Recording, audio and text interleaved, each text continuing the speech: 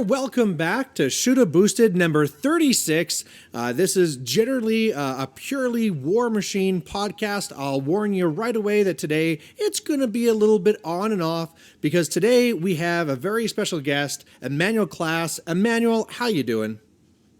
I'm good. I don't know about very special guests, but I am glad to be here.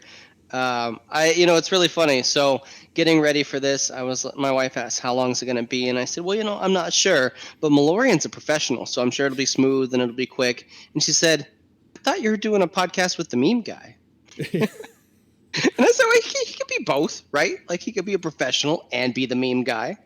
It was really eye-opening that, I'm seen more as the meme guy as opposed to any other content. That's the main thing I'm known for now.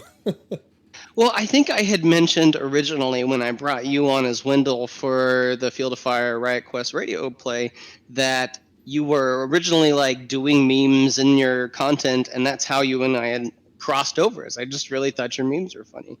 And all this time later, that's the one thing she remembered is that you were the meme guy. She didn't remember she knows you're Wendell. We've heard the radio show plenty of times. But she made the correlation. Brian's the meme guy. The professional meme guy now.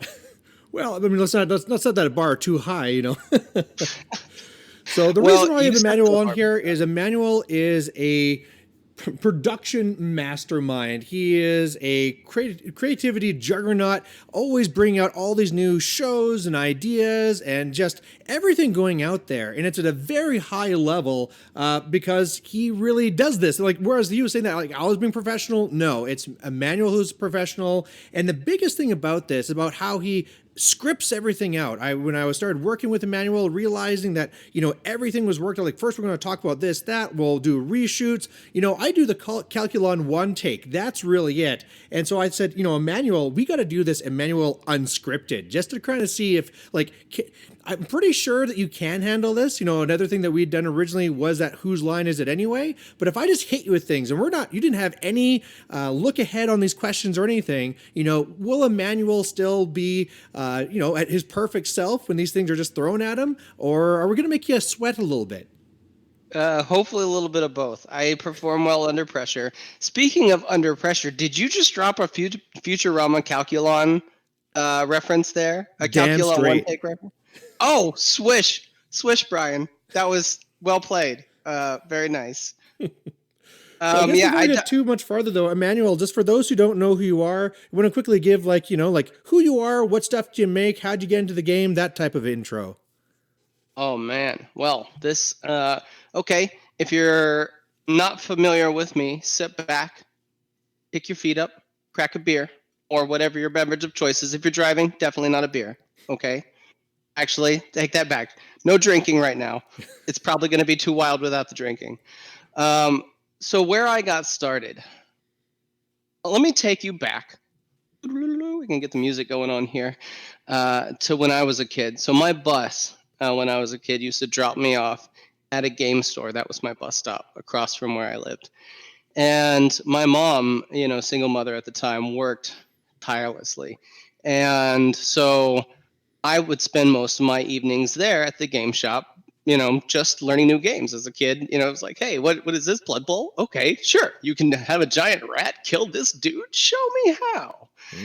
And I got really immersed into it being something that I went to do to really immerse myself in a different world. And then I moved to Ohio. I left Alabama at the time. And when I left, all of the people who knew me at the game shop had kind of taken me on as a mascot, and they all painted up various models for me. And some of them were 40K, some of them were Blood Bowl, some of them were D&D minis, and they put them in a shoebox and they gave them to me, and they said, hey, wherever you go, take this with you and just know that this is, gamers are always going to be wherever you go. I was like, dang, that's deep. And when I got to Ohio, it actually took me a few years to find my first game shop because they weren't as readily available as they are today where you can spit and find another game shop. And finally, when I did get plugged back in, I started playing D&D really heavily and painting minis and spending a lot of my free time and a lot of my free income on models. And it was something that I couldn't get enough of growing up that once I joined the Army and had got into a lot of the tactical aspects of the job, it was like, hey, I bet you there is a tank exactly like this, Bradley. I bet you we can find the model for that. And I can paint it up. And then, you know what? Buildings? I bet you we can find a ton of buildings. And, you start building these terrain tables, start building these collections of various models. And I spent a lot of time doing that in the Army, just sitting around painting models. And then right before I got out, I also spent a lot of time at the game shops in Colorado Springs. And the local press ganger, he kept trying to pull me into Warmachine over and over and over again as I'd come to play competitive Magic, come to pick up D&D minis. And eventually I gave in. And I played a few games of Warmachine and I was hooked. I was like, okay, so this is what I'm going to be doing with the rest of my free time. I sold a bunch of my models and got in real deep, bought a bunch of armies. This was back in Mark 1. And I continued to grind through all the way to Mark 3. But it was about the middle of Mark 2 that myself and Charles Aerosmith started podcasting together. We originally got together on an episode of the Troll Blood Scrum held by Goris up there in Washington, and brought us on to talk about Legion versus Trolls. And Charles and I had such natural synergy that we were just like, we should do this. We should podcast. Let's go do it. And I remember I started with nothing more than like my phone and a like busted headset that I had to like jerry rig to keep the microphone going. But we did it. We did like 350 something collectively episodes of Remove from Play into the Arena, Remove from Play, Mark II, our second season of it. We'd had the Hand Cannon Online Cannon Cast, the Ley Line, Thrall Life. God, there's some I'm forgetting too. There was the Menoth one, the Covenant of Menoth. Blight Makes Right. I don't know how I forgot Blight Makes Right. So, Yeah. I wasn't originally part of the OG cast of Blight Makes Right, but in Mark III, I was playing a lot of Scorn when I kind of first came back, right around the Circle and Scorn CIDs. And Charles reached out to me and said, hey, man, I'd really like to get back into podcasting with you. And I want to do a Legion podcast. I want to revive Blight Makes Right, and I wanted to be with you. And I'm like, well, I play Scorn, so unless you're going to send me a Legion army, that's not going to happen. And he actually sent me like 150 points of Legion. He sent me like basically the whole Primal Terrors theme list.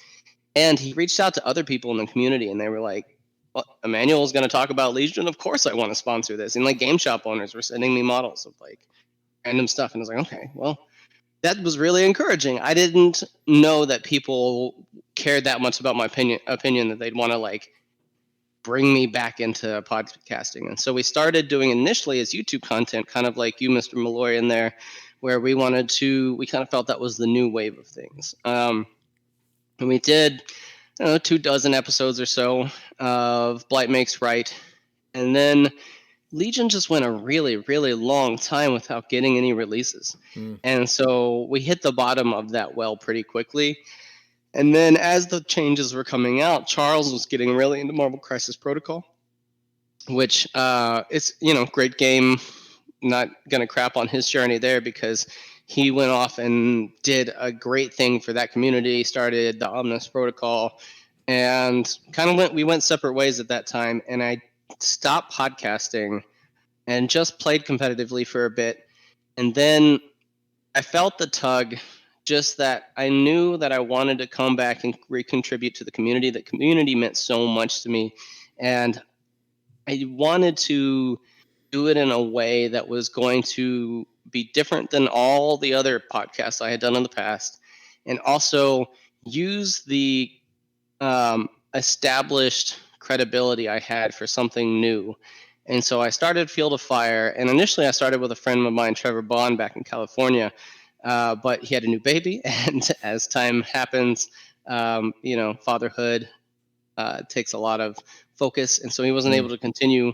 And so I had to reimagine what I was going to do with the podcast after like the third episode. And at the time, I was also joining an ATC team run by some really high-end players, and I was getting really focused on the top end of playing Warmachine, and it kind of hit me looking at my opportunities that, I wasn't really where I was as a player before, where I was dissecting the game and talking about it, because a lot of the things we were talking about at the time, I couldn't necessarily share. So it's like, let me bring on some guest hosts. And I reached out to Privateer Press, and I reached out to Matt Wilson, and I was like, hey, Matt, I would love to bring on some people from your staff and let them see the Privateer Press staff the way I see you guys, because I've been friends with you for a long time. I know you're great people, but I think the community is pretty toxic towards your staff, and I don't know why. So help me rebrand and reshape some of that and let them hear more, about your passions. Let me bring you guys on. And you had mentioned earlier that everything I do is scripted. I sent Matt a script, and Matt's a script writer himself, and was like, oh, yeah, I like this. We can totally do something with this. And over the time, I reached out to each one of these employees, and I found out what their passion was, what they wanted to talk about, and sent them scripts, and they got it approved through all of their channels. And it took months of planning. It was not easy to pull off, but it all came to culmination right around the time that the Riot Quest Wintertime Wasteland Kickstarter was coming out. And I was like, all right, so I'm going to really help you boost the signal as much as I can. I'm going to share all of these episodes in the same week. And I recorded all of them back to back to back to back. And so after we recorded all of those episodes, they all aired in the same week. I just kind of took a few months off, and that's when we started the Riot Quest radio show. The pandemic was kind of in full swing, and I knew that sitting around and dissecting games wasn't going to be the thing that people really should be looking at right now, or wanted to be looking at right now, because they spent a lot of time playing and now they couldn't play anymore, and you kind of fizzle out. Like there's, becomes a wall that you hit. And I started thinking back to being in the game shop as a 10-year-old and going, that wonderment and that, oh my God, tell me about this. Taking myself out of my element was what I loved about the game shop. And I wanted to bring that back to people, but I didn't think Shop Talk was going to be anything different. And then you and I and Mark got together and did the first Whose Line Is It Anyways episode that you mentioned earlier. And man, that was so much fun. And you knocked it out of the park. Like, that's when I knew there was something there. As a matter of fact, it was when we were doing the singing portion of it. And you came in over the top on that and was so in the pocket of that episode of what I had dreamed of it being, that I was like, I want to make this into something. There's so much comedy and fun content in Emerald to explore. And I knew I at least had one person that, nothing against Mark, but Mark quickly was like, hey, I don't have time for this in my schedule. But I had at least one person, and I was like, all right, if myself and Mr. Malorian get together and do voices, somebody's going to listen to this and find it funny. And then I reached out to Tim Black, who had been on Removed from Play Into the Arena. He had been on Removed from Play as a rotating host. And he's also a really good author. And I wanted him to come in and do writing for me.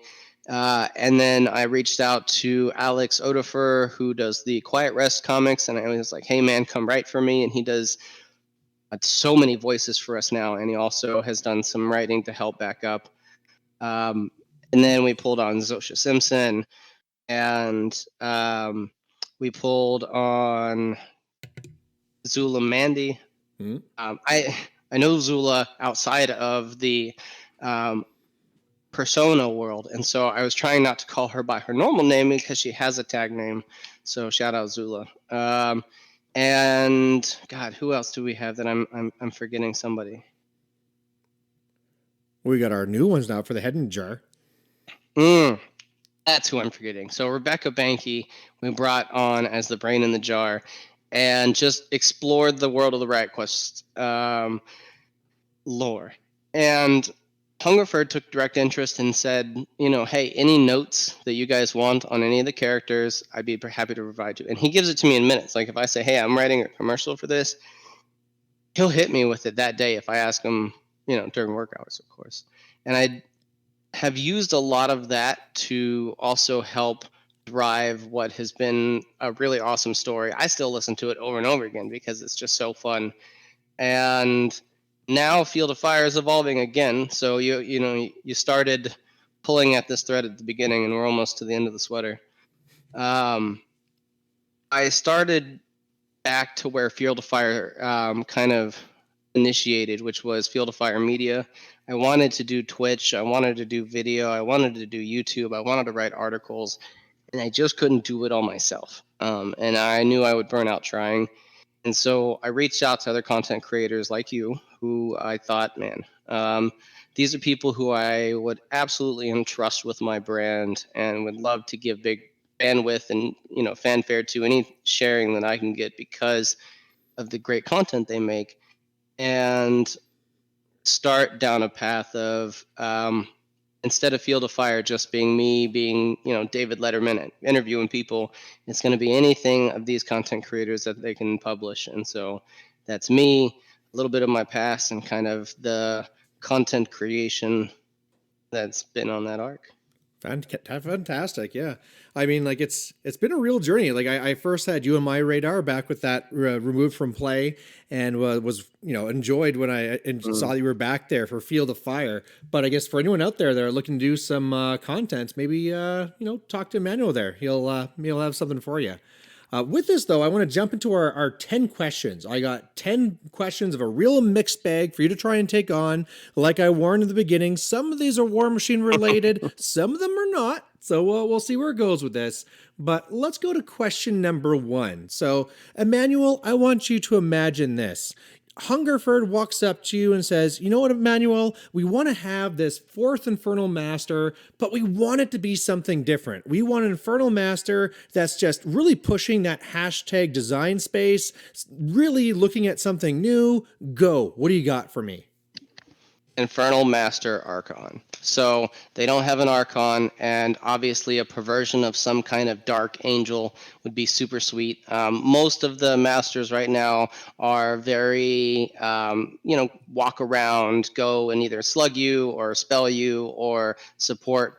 And so I think a super solo style Butcher 3 kind of warcaster who allows them to be the meat shield in front of him and around him or her as they swoop into the battlefield and murder everything they touch.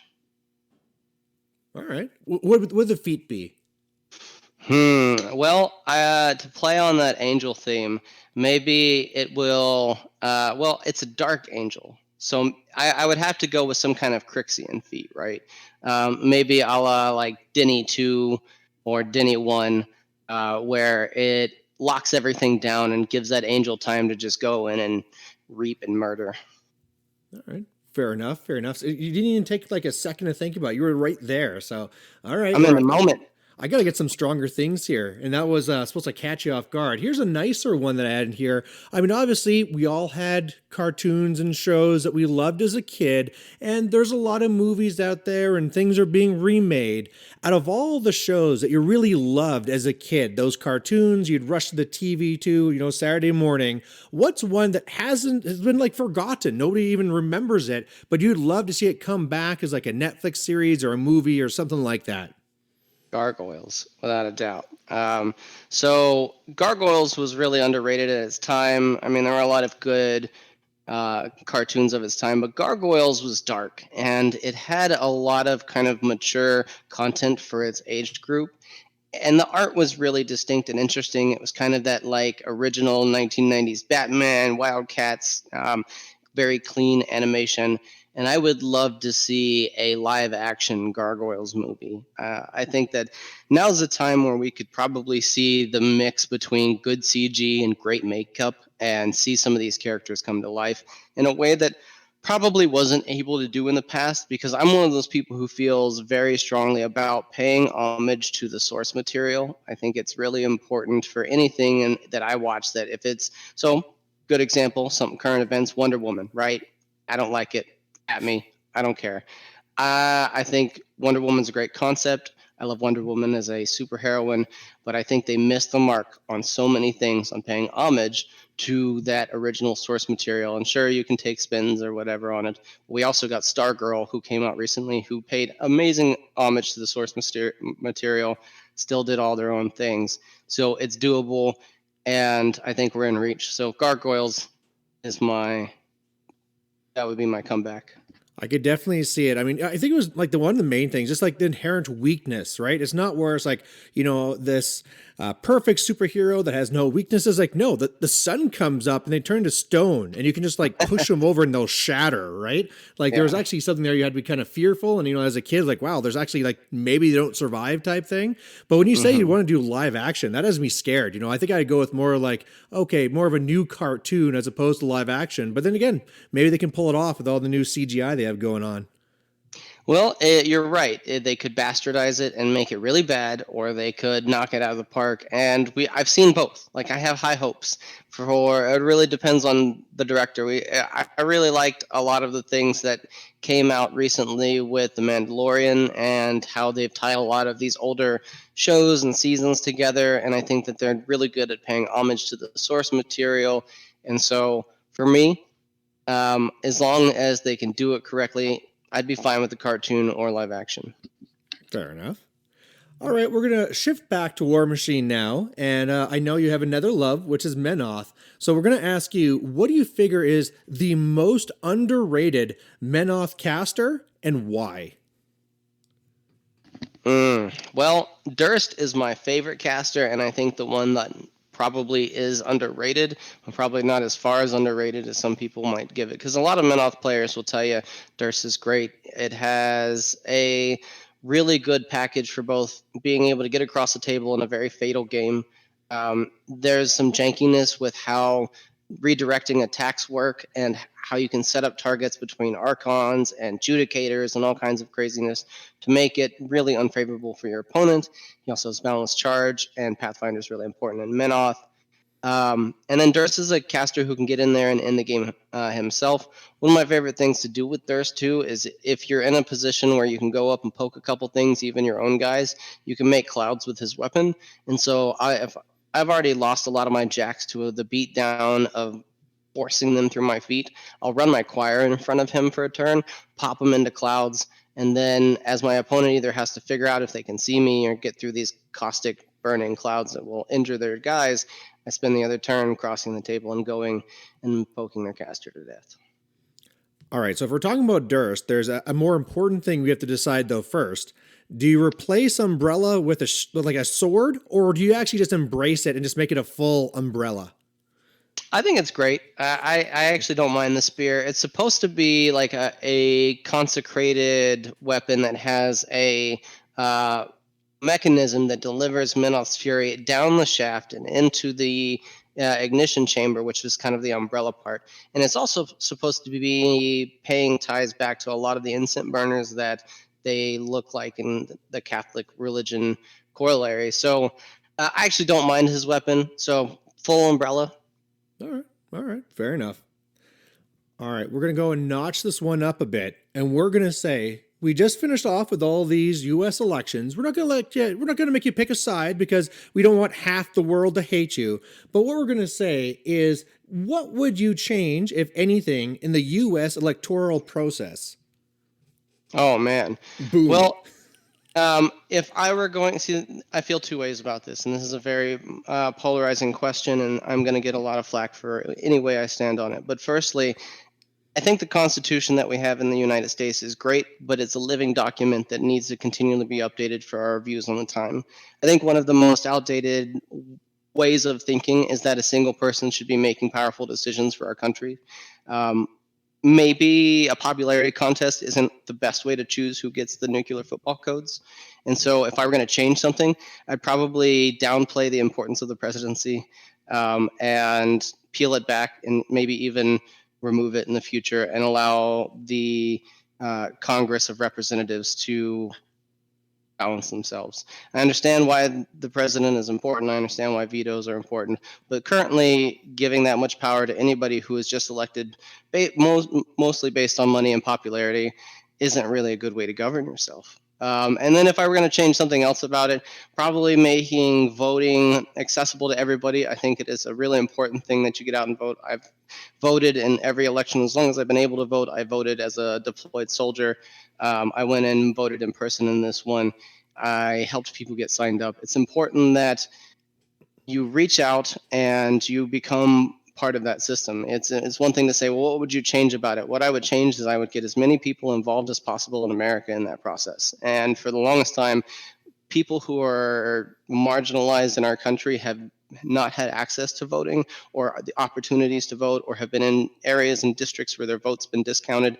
And I would do away with all of that gerrymandering and all of that pushing people out of the position of the vote, because that's our right as American citizens. And I think that in a democracy, anytime the vote is undermined, the people are undermined. And so that's my view on politics. I want people to vote, and I want our representatives to represent us. And I don't think that an individual is probably a good representation of how big our country is. Whew, nails it again. Wow, I can't catch you with anything. I think another good comparison I heard lately too was Among Us, and where people think of the big Among Us phase that's going out there now, think of how many different games where people are not catching the right people, and it's probably because, you know, when people are pushed into it and they're not actually thinking about what's being said and what the facts are, and they're just more of a popularity contest or who's yelling loudest. That's really how the voting process works as well. So we definitely need a way to kind of fix that somehow. I agree. Education is really important. And man, you asked me about how I would change our voting system, but I would certainly dive in first on our education system. I mean, talk about a country that needs to be flipped on its head on how it supports itself.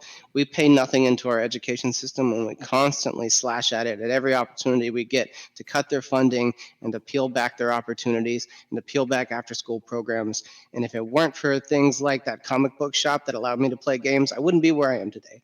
So we need to be able to have all of that and invest in it, because that's what invests in the future of the country, is allowing people to make both educated, well-rounded decisions and to be brought up in an environment where they're not afraid to be able to speak about what it is. I don't mind whatever your background is. I'll have that exchange with you. And it's okay for people to be wrong. It's okay for me to be wrong. It's okay for me to call out somebody for being wrong.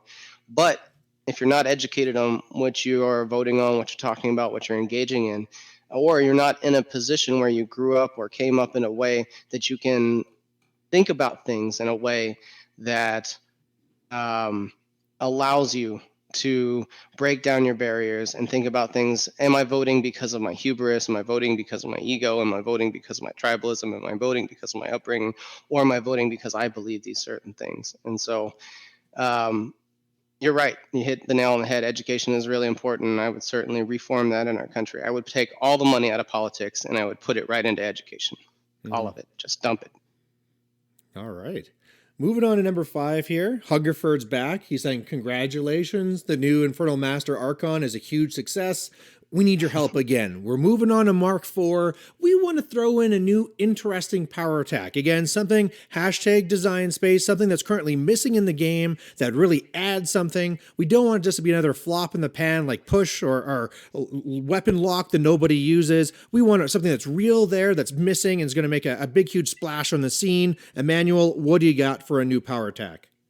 Body slams. So I play a lot of Monpok. I love the game, and one of my favorite power attacks from Monpok is to body slam another monster either into a building or into their own units, or sometimes both.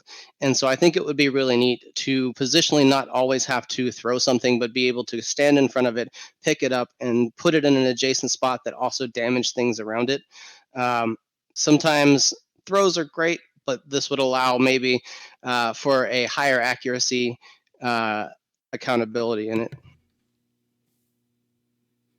Okay, so it's not so much just like a slam or a throw. It's kind of like I'm right there beside you, and it's more like a hip check type thing.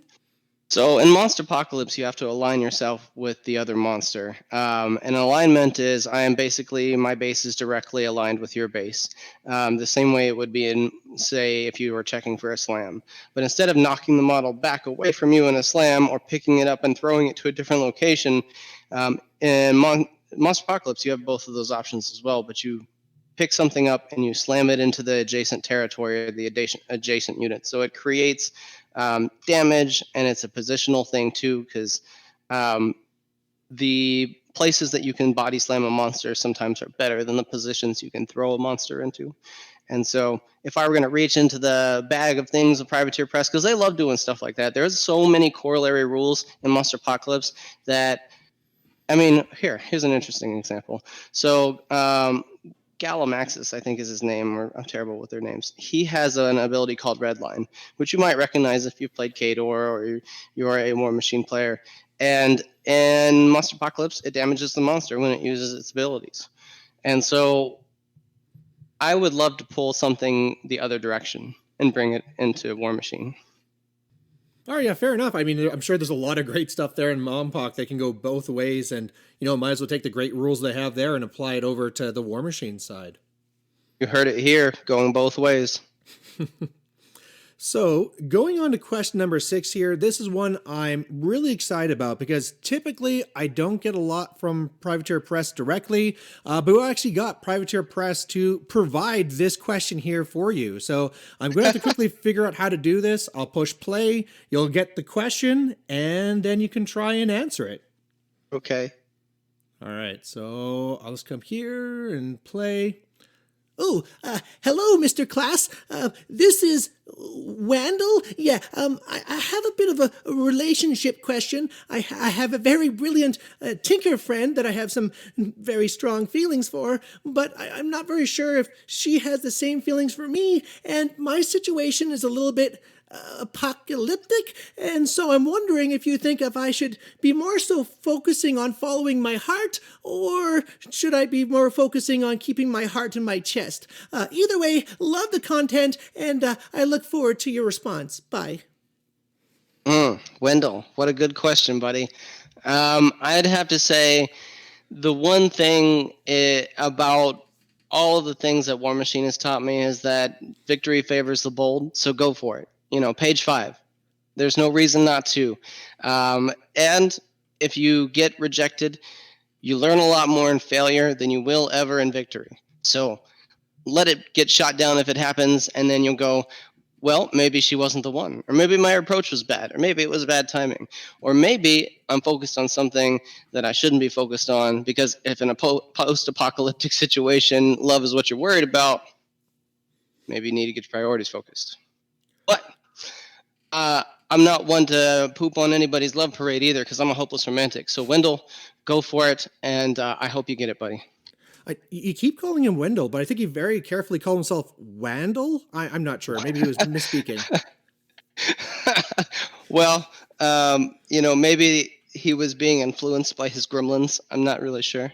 Yeah. Maybe he's being influenced by some alcohol. Asking a question for a friend. Asking me for a friend. Well, that was certainly an interesting one. So. All right, so on that line of Riot Quest, let's get into the next one here, and I'm really glad that in the beginning you brought up the fact that you've played games like Blood Bowl, or at least know about it. So when we think about these wacky games that they try and sell, obviously the Privateer Press version is Riot Quest, but on the Games Workshop side, it is Blood Bowl. Both of them have kind of like the same intents, where it's supposed to be, hey, take something serious, make it wacky. What are your thoughts of these games versus each other?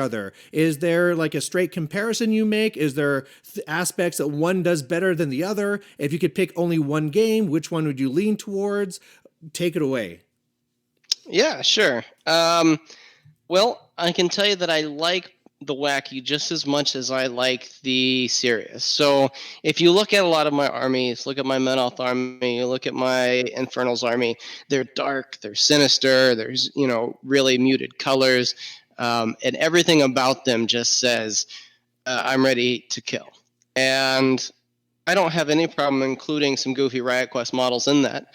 But a lot of times I'm going to bring whatever darkness I have for that army onto the model that I am pushing in. So if it's a Riot Quest model, it may have started out goofy, but it'll end up dark and sinister.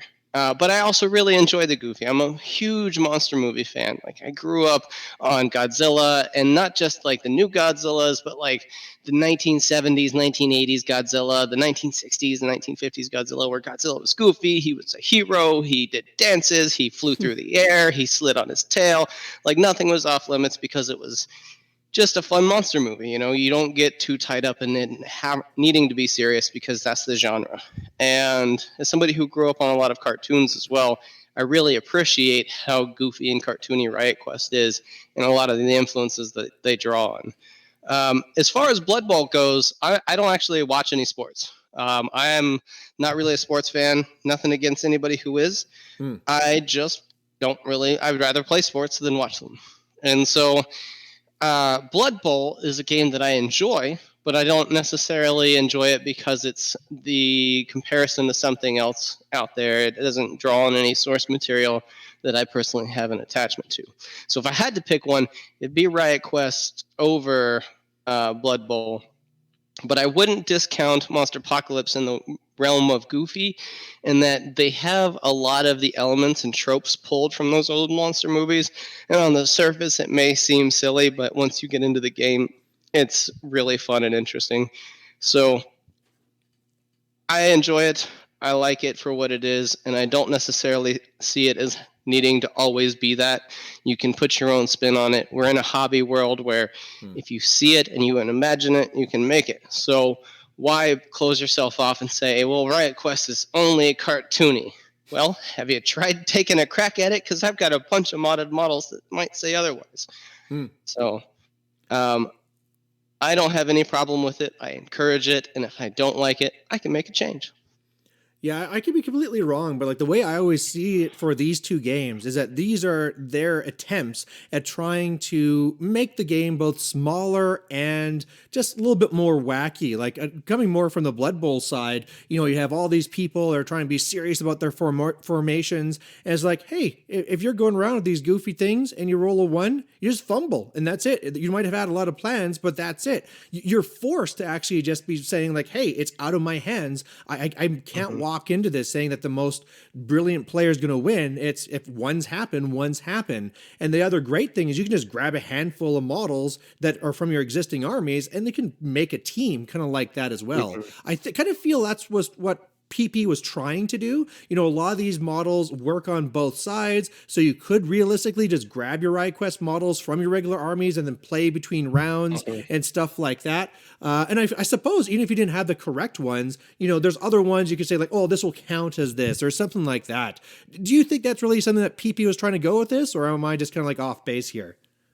Well, it might be the other direction, in that it's definitely something that players can play more casually, and they wanted it to be reverse compatible. Instead of you taking your Warmachine models and bringing them into Riot Quest, they wanted you to take your Riot Quest models and bring them into Warmachine so that they could cross-pollinate the groups. But I think that there were two real intents when it came to making Riot Quest, and I don't have any actual prehensile knowledge on this. I just understand a lot of how businesses work. And so in this case, I think it's giving players a stepping stone in between being a casual to being a intermediate to going into something a little bit bigger. So if you look at like the steps, they offer you the IK RPG, which is getting a new update with Requiem, and Fifth Ed is very interesting. And people who play D&D, that's for me, that's where I started with my minis. You know, I told you at the beginning of the show about going into shops and painting D&D models, and spending my time around that fantasy is what made me want to go farther into the games where I had all of these models and I wanted to play with them. I wanted to use them, and I wanted an army. And if you take the step from the IKRPG, which Riot Quest models make very characterized Iron Kingdoms models, and go into Riot Quest, now you have a game that the models are all easy to build, they're relatively easy to paint. The game is easy to understand because of strike dice and how damage and super damage works. It's a game that is anybody's game because as you play from one turn to the next, because of the I go, you go transitions, from the beginning to the end of the round, it's completely different. And so you can be behind at the beginning and in the lead by the end. And it allows for you to have some really fun and exciting games. But then at some point you go, I want to take my team to the next level. There's another game. It's even bigger. I like some of these models, but they don't work in Riot Quest. Tell me about them. Oh, they're Warmachine models. How do I play that game? You mean my gator, Captain Crawltooth, has a whole faction of other talking gators? Hmm. Cool. Yeah, kind of. Some of them are zombies. And so I think they created a linear path from the IKRPG into Warmachine and Hordes. And Riot Quest is that intermediate stepping stone. Perfect. All right. Well, I think that was a good coverage on that one. Let's move on to the next one, which it should be a very nice, easy one, a nice little slow ball. I'm just going to like lob over at you. So, what would you say, Emanuel, is humanity's biggest flaw? Hubris, ego. We can't get over ourselves, man. It's something I fight every day, right? And I know everybody does, and I'm sure it's nothing new, and I'm not dropping any new knowledge on anybody. But the desire to be validated mixed with the desire to learn and be humble at learning are constantly in conflict with themselves, because you want to use that knowledge and you want to learn, and if you're an open learner you want to be able to learn useful things, and then you want to turn around and have people go, hey, good job, here's a scholarship, good job, here's a diploma, good job, here's a certification. And I know if I were to pull anything out of humanity, it would be our ego. If we could just not be so self-focused on what people thought of us or what we thought of ourselves, and more open to getting past that initial step and learning to whatever it is that we were pursuing, as a race, we would be a lot more chill and probably learn a lot faster. Mm-hmm. I absolutely agree. That's definitely a huge one. It applies to everything, whether it's just like in your gaming life, your family life, your career. One of the biggest things I always love learning about is the arts of persuasion, and just the very fact that a big part of it is you can go into it and try and make sure that something comes across as their idea, not yours, and they'll encourage it more. Right? If you walk in and be like, "Yeah, I heard that you brought up this idea. I think it's fantastic," that they're going to encourage it because they think it's theirs. If it goes the other way, and you're trying to sell your idea, they'll turn on you and they'll want to, well, no, your idea can't be right because it has to be one of my ideas. Yeah. We are in conflict because we want to be the author, right? Not only do we want it to be our idea and we want the credit for it, but why didn't we think of it first? Shit, this is an idea I totally could have thought of if I thought of it first, right? And we can't get over the fact that somebody thought of it before we did. I remember growing up as a kid, I would think every time I built a magic deck, I was the first person to make that magic deck. I would be like, oh man, I have the best deck. I've made the most original. I've done all the things and thought about all the combos. And then you go to an actual larger event and you see 50 other people with very similar decks and themes. And you're like, oh, I guess I'm not that original. And so I think in general, when we can get past that idea that we have to be the author, we have to be the origin, we have to be some original guy, person, woman, anywhere in between, that if we took that mantle off, we took that burden off, it'd be a lot chill. I mean, even just with like content creation, right? How many people out there don't move forward on that podcast they want to make or that YouTube channel they want to make because either they didn't come up with that idea first or they wouldn't be the best. So they don't want to be, second best or whatever it would be.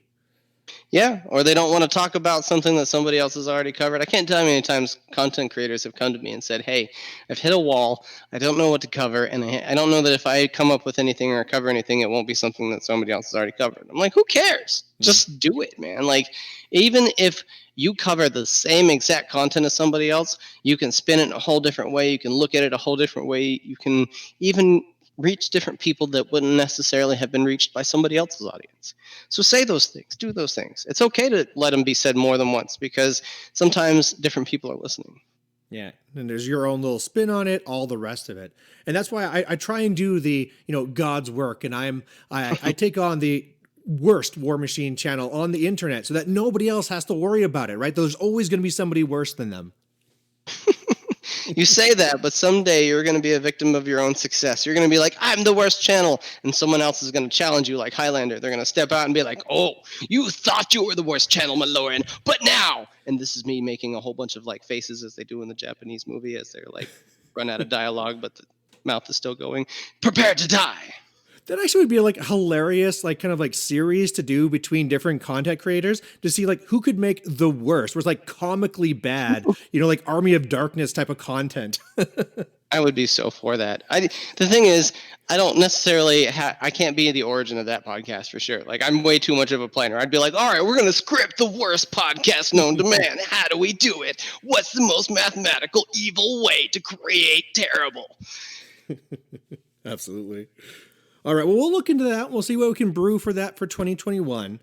Next question that we have going on here is going to be, there's a lot of people out there, Warmachine players, who just do not want to get into MonPoc. They'll get into Riot Quest because, hey, at least it's the same models. Why not? But they hate the idea of MonPoc because it's basically a totally different game, no crossover whatsoever, and they'll just put down their foot down and refuse. How would you convince those players to at least give MonPoc a try, or that maybe it's way, way better than they even considered? Sure. It's the most fun game I've ever played, period. Full stop. It's the most balanced game I've played in the last 20 years. Full stop. It is the most complicated board game with the most easy rule set. So anybody can pick it up and play it. My 9-year-old plays it. My wife loves to play it. We have family board game nights sitting around tossing monsters into buildings. I think actually it's very cathartic for them to throw dad into buildings. They're just like, how much damage can I do to dad's monsters? Yes, die, die. And I'm like, why are you so enthusiastic about killing me? But I also think that it's so deep that you could try to swim to the bottom and run out of breath before you get there. You would drown in content because there's so many opportunities to learn about monsters and units and all the interactions. There's 2 agendas, just destroyers and protectors. And because of this, the game is really open to get into, because if there are any 2 monsters that you like that are within that agenda, you can play them. And for the most part, the middle of the game, the top of the game, and the bottom of the game are so close that you can't tell the difference sometimes. Even if you played some of the worst monsters alongside some of the best monsters, you'd wonder why somebody thought that guy was so bad, because he's really not so bad. And if you played some of the best monsters, you'd go, yeah, I can see why that's really good, but I can see why it's not always best. And because of that, it's really fun and playable. And almost every game you play can come down to a few health points between each person. So it's very fun. It's very cinematic. And if you're a Warmachine player, I don't know about you, but I got into Warmachine because of big stompy monsters and robots. I thought that was what I wanted to do. It's one of the reasons I like Power Attack so much, is because my big stompy robot or monster is going to pick up your ugly thing and throw it at those guys. Ha ha ha. Best. And so that's all Monster Apocalypse is. And one of my favorite things that I think isn't really understood until you've seen it played or you've played it yourself is that it doesn't require anything except for your models and a map, which is just so fun. Like, no tape measures, no measuring sticks, because it's a grid-based game. You don't need any tokens because it has no game memory.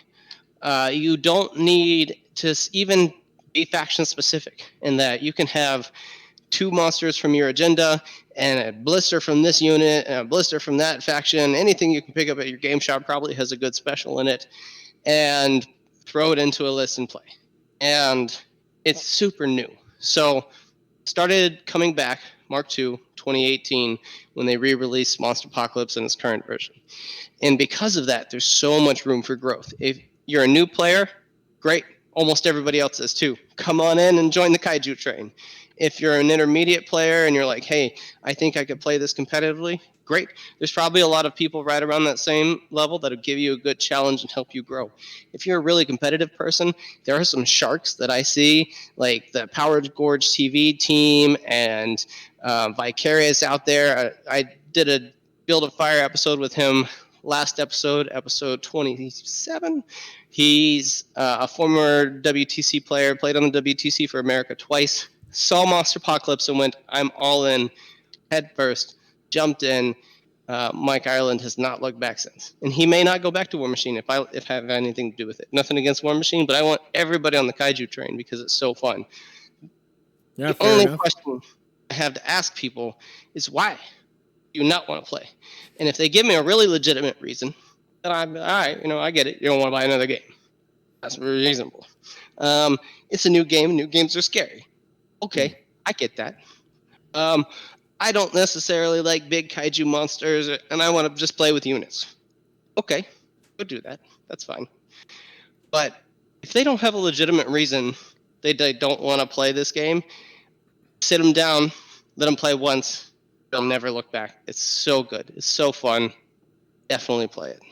Yeah, I think I could play a little bit of devil's advocate here because I'd say, like, before actually I listened to that last podcast that you made, I would be in that camp where when I looked at it, I was like, oh, why does Privateer Press even waste their time with this? There's zero crossover. I'm not going to go over and waste my time learning new rules for this super simple game where you're just like throwing each other into buildings. Oh, it's just a waste of my time. And then as more I listened to that podcast, well, really, it's a very small number of models you'd have to even purchase and paint. The rules are extremely simple and fast to learn, but more importantly, it, like you said, there is that depth, right? It's not like something where like, oh, let's just play some checkers or, tic-tac-toe or something, and there's really easy to get into. It's like, well, no, it gets really complicated once you get to that high competitive standings, right? Yeah, here's the beauty of it is you can sit down and two brand new players can play the game and it'd be really fun and you not have to worry about like who's winning because it'll come down to so close you'll feel like it was a great game. And then you can also play at an intermediate level and go, man, this was a really close match, but I recognize my mistake. I stood in the wrong place, and it's not a far leap from the beginning to the intermediate table because after you played a few games, the structure makes sense. You either get one monster or two monsters. You get 10 units or 20 units. There's a bigger game with 3 monsters, but we're not going to get into that. But that's basically the entire structure of the game. And so after that is buildings and which map you pick. And there's not a whole lot of depth to that other than understanding where you need to stand with the PowerPoints, where your buildings need to stand. Anybody who's listening to this that plays Monster Apocalypse knows that I'm lying. They're like, there's so much depth to that. But I'm underplaying it because I don't want it to be overwhelming because for a new player, really play on any map, play with whatever buildings you have, it's still going to be great. Then you get into the top end level where you go, all right, I have exactly one of these guys. He is speed 3. I need to bump spawn him out so that he is exactly this amount of spaces away so that he can be on this PowerPoint. Now that I got this guy on this PowerPoint, I'm going to use this over here. That's going to move this guy over here. Once I sprint him a little bit further, he can attack this guy, then attack that guy, and be standing next to your building to disrupt your PowerPoint. Your turn, go. And it's all played on a chess clock. It's all played so cleanly, too, because you don't need tokens or measuring devices. The only thing you have to do is move your models and tap your clock. I think you just reminded me that I actually own a Monpoc model. I didn't think about it, but I have the Ashland Liberty model, right? That's a building. Ooh. Yes, it is. So they have the Statue of Liberty in the game. Statue of Liberty is really cool because it allows 2 units to use the same action, which is important because in Monster Apocalypse, basically you can use an action once across your armies. And so being able to use another action on another unit of the same name a second time can be a big deal. But for the most part, it's so simple because you're like, oh, have I used this action? Yes. Then I can't use it again. I don't have to worry about the memory of it.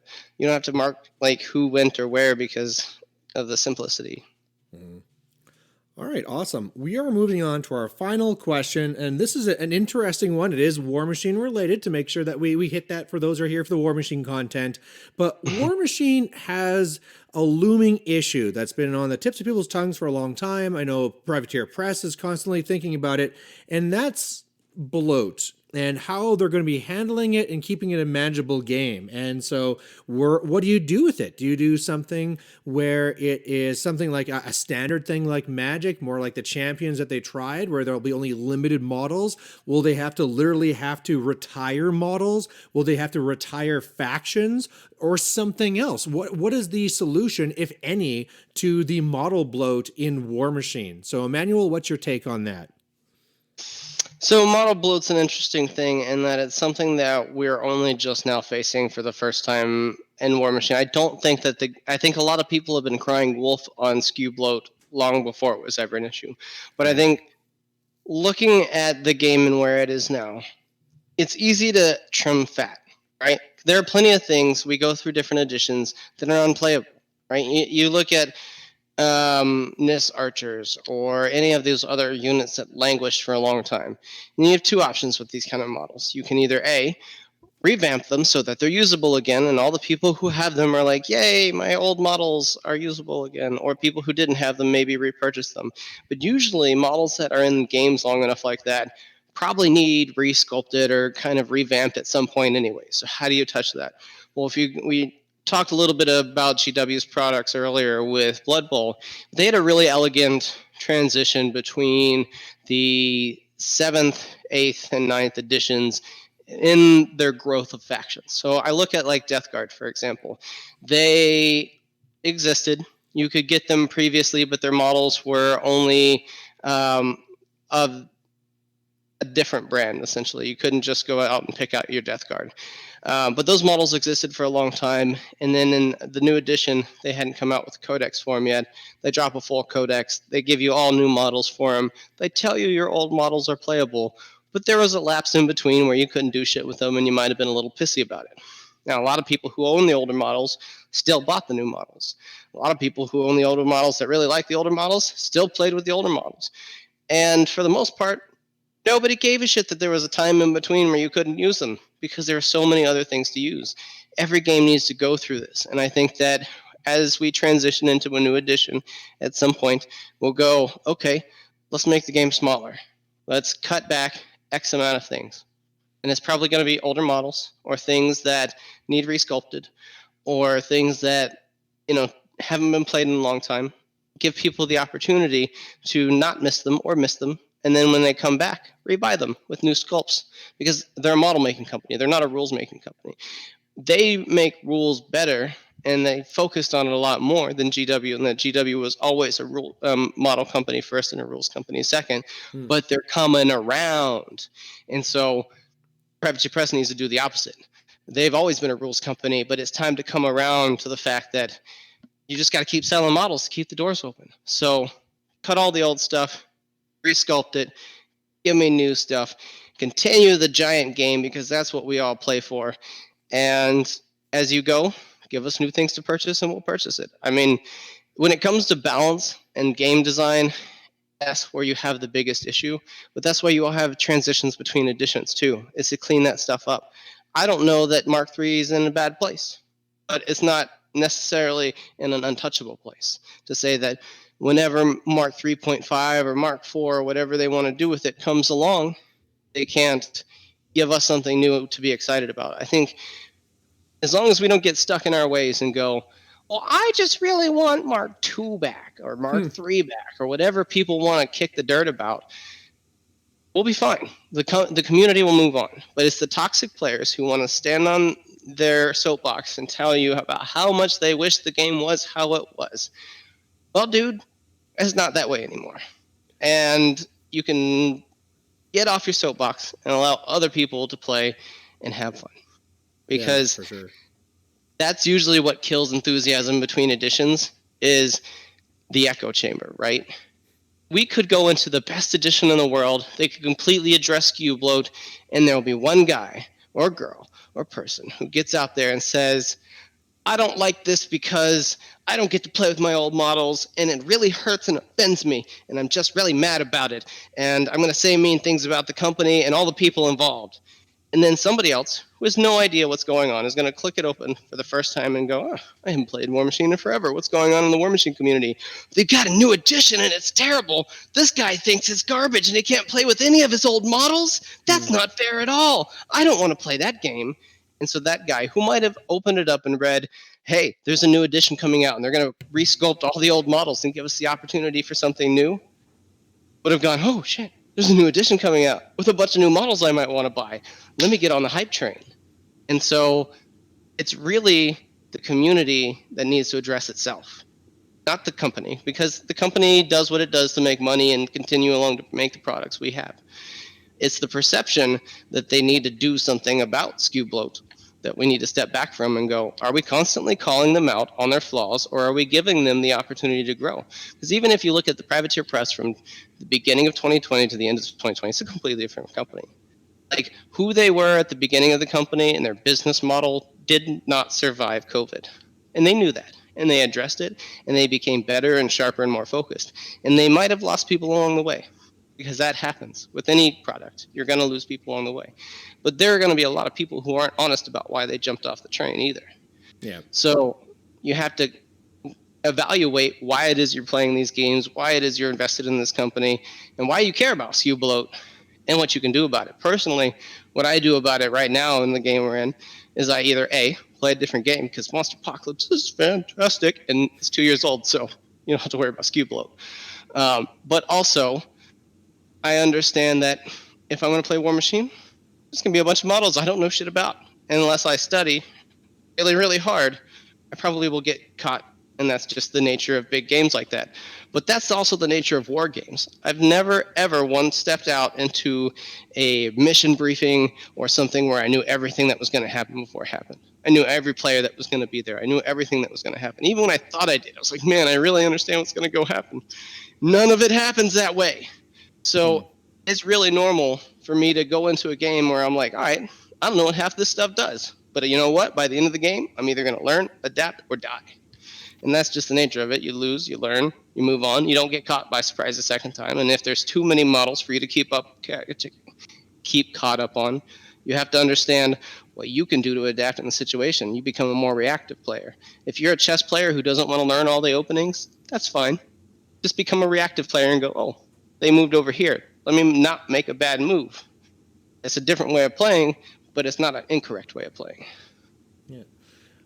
I'm one of two minds here. I'm not really sure which way I really should be pushing, but like one side of me thinks of like the Magic side, where there is thousands and thousands and thousands of cards, and that's a great thing because then whatever type of list deck you want to make, it's all there for you. So having lots of options is not necessarily a bad thing. At the same time, though, when I think of like, stores having to maintain this stock, that's where it starts to be an issue if we're even going to be having stores. But with that, I think it's more so like an idea of the players needing to understand what's going on. And like you said, if they're just going to be negative about it, get out of here. But if they can realize that, hey, there's reasons why these things need to come out. If my faction doesn't get any new releases for a year, it's not because I'm being neglected. It's because nothing was needed, right? If the players stopped pushing for getting new things all the time, just for the fact of having things being new, the bloat wouldn't be as bad. And it kind of like self-perpetuates itself, right? And that would allow Privateer Press to then be like, all right, what models need to have an updated sculpt? Where are we going with the story that we need to actually build something? What factions actually have something missing and not just, we haven't given K-Door anything for a while. Let's just throw a random thing their way. So I'm still kind of lost. That's why I kind of want to end with this one, because I'm not even sure myself what answer I have to this. It's a very complex question coming from whether you're looking at from a player, Privateer Press, a distributor, the store, finance, whatever it is. There's not really a simple answer to this. You're absolutely right. And I will put a little cap on the end of this because I think I can kind of speak to a lot of the things you brought up, be it distributors, be it the consumer, be it game stores, because all of them face different challenges in this day and age. And I think that collectively we need to understand each other's challenges, because it's one thing to be like, I am the consumer, give me all the things. It's another for the distributor to be like, man, I haven't had that in a while, so sit on your hands and wait. And us to be mad at Privateer Press because the distributor can't get it in because of international shipping issues or some other crazy shit. And so the first thing I want to say is that we have to stop comparing Privateer Press to other companies. It's bad for them. It's bad for us as consumers. We don't necessarily have anything to compare what Privateer Press is to. Magic the Gathering, WizKids, all of it is just so huge. They have so much resources. They have departments. They have buildings. They have all of it dedicated to perpetuating their games, and the endless amount of money that they can print out of their cards. I mean, it's apples to oranges when it comes to how many cards they can print and the values that they can create out of those cards and the demand they can create out of those cards versus creating, sculpting, printing, and distributing resin or metal models. And you can't compare them to GW either, because Games Workshop is just gigantic. They're a publicly traded, very large corporate entity, and they have a very deep resource pool, and they have a lot of different income places. They have apps, they have games, they have tabletop games on top of their computer games, on top of their console games. And so there's all of that. For Privateer Press, their breadwinner has been Warmachine for the longest time. And the reason that we have SKU bloat is because they need to make models for us to buy.